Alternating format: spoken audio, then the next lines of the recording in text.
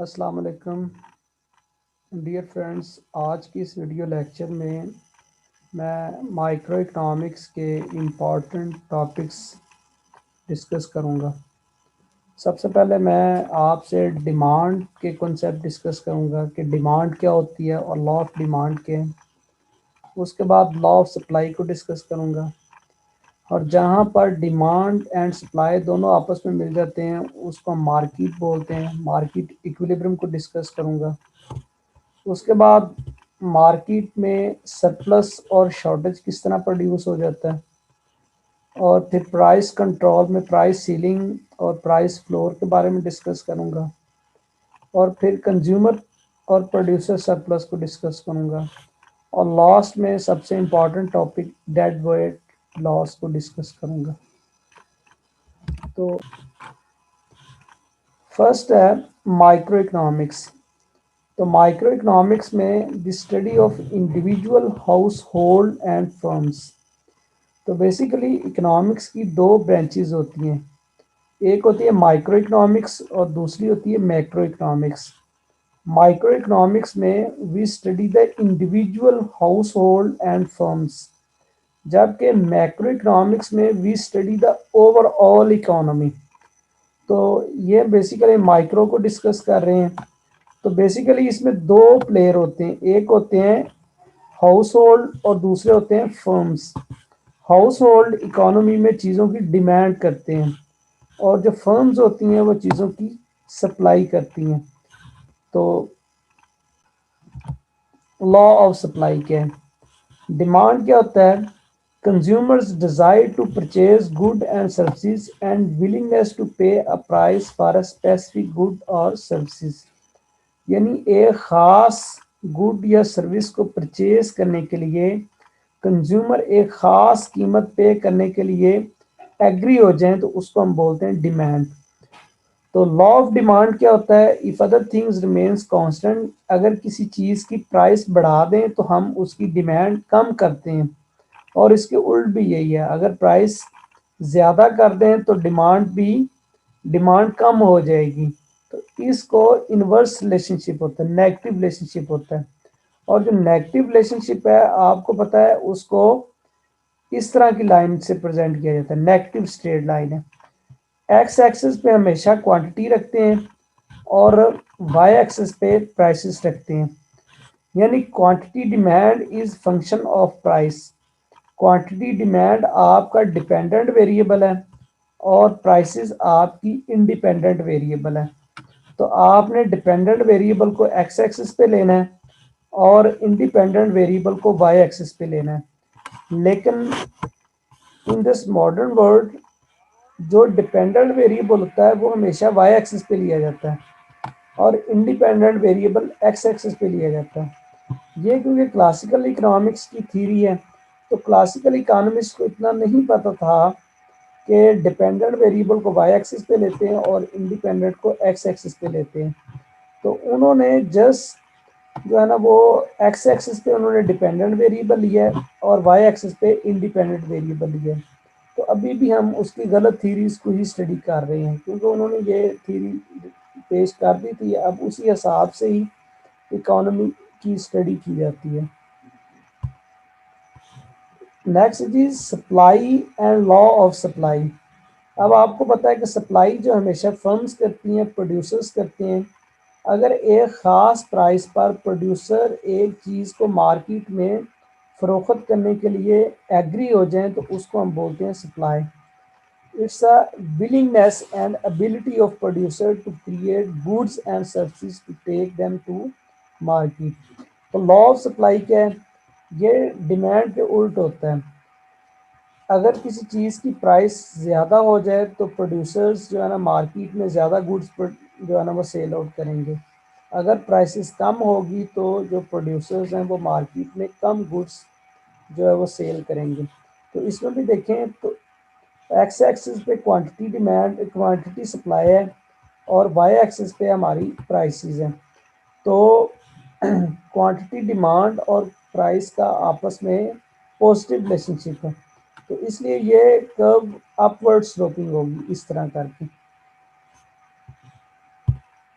अब market equilibrium कहाँ पे है? जहाँ पर डिमांड एंड सप्लाई आपस में मिल जाए उसको हम मार्केट इक्विलिब्रियम कहते हैं। अब सपोज देखें मार्केट क्या होती है, the interaction of buyer and seller is called the market. तो मार्केट इक्विलिब्रियम क्या होती है? अगर एक ख़ास प्राइस पर कंज्यूमर और प्रोड्यूसर्स एग्री हो जाएं अपनी चीज़ को बेचने और ख़रीदने के लिए तो उसको हम बोलेंगे मार्केट प्राइस।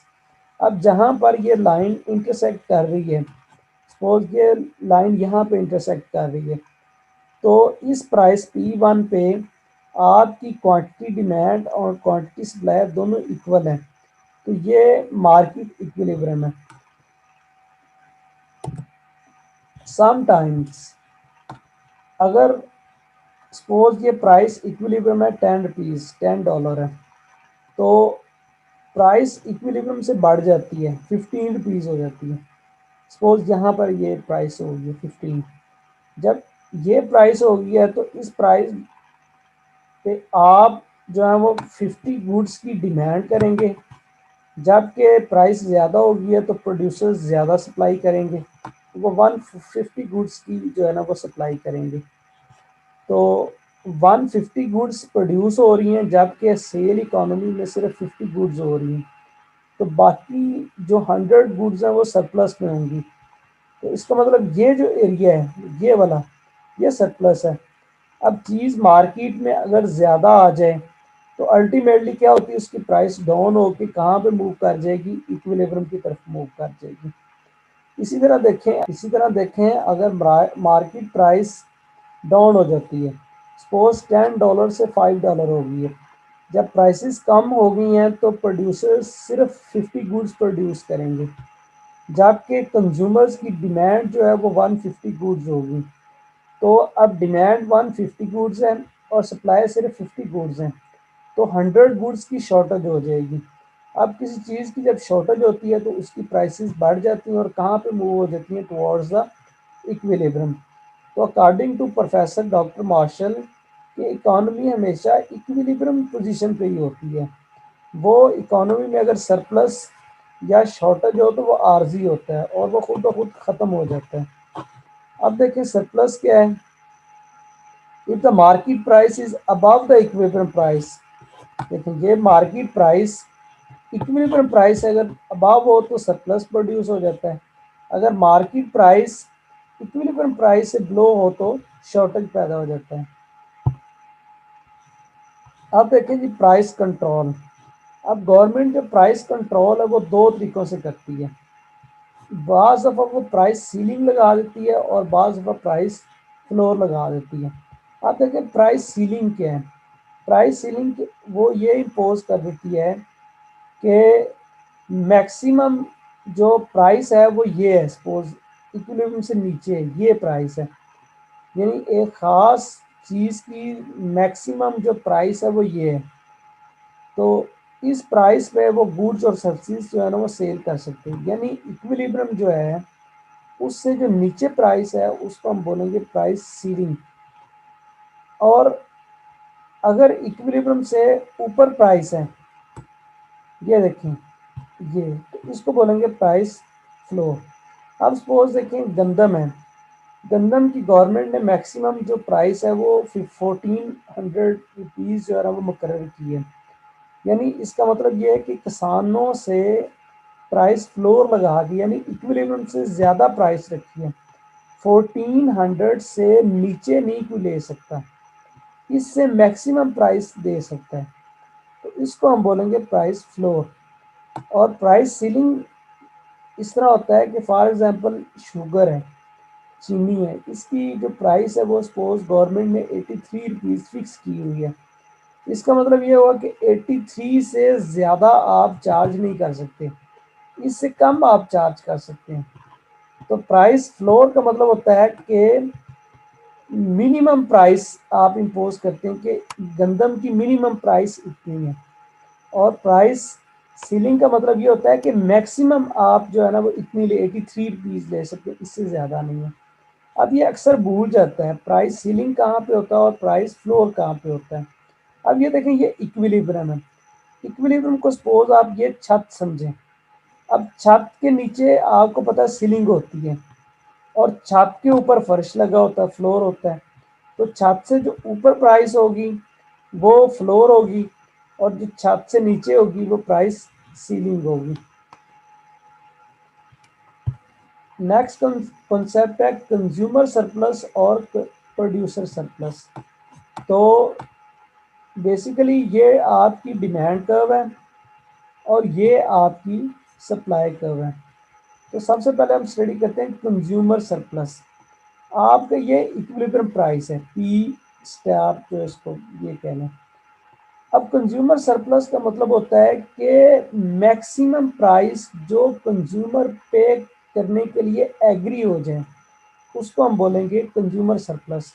सपोज आप ये देखें, ये जो है प्राइस अगर P1 P स्टार से ये अगर कर दे तो वो भी पे कर लेगा। यानी ये वाला जो एरिया है, ये जो रेड कलर का आपको नजर आ रहा है, ये सारा कंज्यूमर सरप्लस है। ये और डिमांड कर्व के नीचे नीचे है ये सारा, इसलिए कंज्यूमर सरप्लस है। यानी कंज्यूमर यहाँ तक मैक्सिमम प्राइस पे कर सकता है और इससे ऊपर वो प्राइस नहीं पे कर सकेगा। और प्रोड्यूसर सरप्लस का मतलब ये होता है कि मिनिमम प्राइस जो जिस प्राइस पे प्रोड्यूसर अपनी गुड को परचेज करने के लिए विलिंग हो जाए उसको हम बोलते हैं प्रोड्यूसर सरप्लस। अब ये वाला जो पिंक एरिया है, ये वाला, ये मिनिमम प्राइस है। वो सपोज ये है, इस प्राइस पे जो प्रोड्यूसर है वो अपनी गुड को सेल करने के लिए एग्री हो जाता है, उसको हम बोलते हैं प्रोड्यूसर सरप्लस। अब देखो कंज्यूमर सरप्लस की डेफिनेशन क्या है, the difference between what consumers are willing to pay and what they actually pay. ये देखो व्हाट दे पे, ये वाला एरिया, और व्हाट दे एक्चुअली पे, ये पी स्टार वाला एरिया। तो प्रोड्यूसर सरप्लस क्या है, the difference between what price the producer receives from the goods and service and the minimum price the producer is willing to pay. यानी जो ये price, जिस price पे वो सेल करने के लिए एग्री हो जाए और जो एक्चुअली उसको मिलनी है वो प्राइस। तो इसका जो डिफरेंस है इसको हम प्रोड्यूसर सरप्लस बोलते हैं। नेक्स्ट लास्ट टॉपिक है dead weight lost. Dead weight loss का मतलब ये होता है कि इकोनॉमी में कोई डिस्टॉर्शन अगर पैदा हो जाए। सपोज गवर्नमेंट इक्विलिब्रियम सपोज यहाँ पर है, ये पॉइंट इक्विलिब्रियम का है जहाँ पर डिमांड और S1 मिल जाते हैं, Q1 पे इक्विलिब्रियम पोजीशन है। अगर गवर्नमेंट सपोज टैक्स इम्पोज कर देती है, जब गवर्नमेंट टैक्स इम्पोज करती है तो आपकी जो S1 है वो S2 पे शिफ्ट हो जाती है। ये देखिए ये शिफ्ट हो गई है। जब S2 पे शिफ्ट होगी तो इक्विलिब्रियम नया होगा यहाँ पे, इस पॉइंट पे, यहाँ पे ही प्राइस डिसाइड होगी क्योंकि डिमांड और सप्लाई यहाँ पे मिल रही है। तो इस पर ये प्राइस होगी P2, ये प्राइस। जबकि पुरानी जो सप्लाई कितनी है वो ये है P3, ये पुरानी P3 है। तो गवर्नमेंट को P3 और P2 के दरमियान जो है ना, जो बेनिफिट हो रहा है उसको हम बोलेंगे tax revenue of the government. लेकिन ये वाला जो एरिया है, ये ब्राउन कलर का, ये गवर्नमेंट का डेड वेट लॉस्ट है। यानी इसका ना तो कोई गवर्नमेंट को फायदा हो रहा है और ना ही कोई प्रोड्यूसर को फायदा हो रहा है, ना कंज्यूमर को कोई बेनिफिट हो रहा है और ना ही गवर्नमेंट को कोई बेनिफिट हो रहा है और ना ही प्रोड्यूसर को बेनिफिट है। यानी किसी किस्म का किसी को कोई बेनिफिट नहीं हो रहा। तो इस वाले जो पोर्शन को हम बोलेंगे डेड वेट लॉस। थैंक्स, अल्लाह हाफिज़।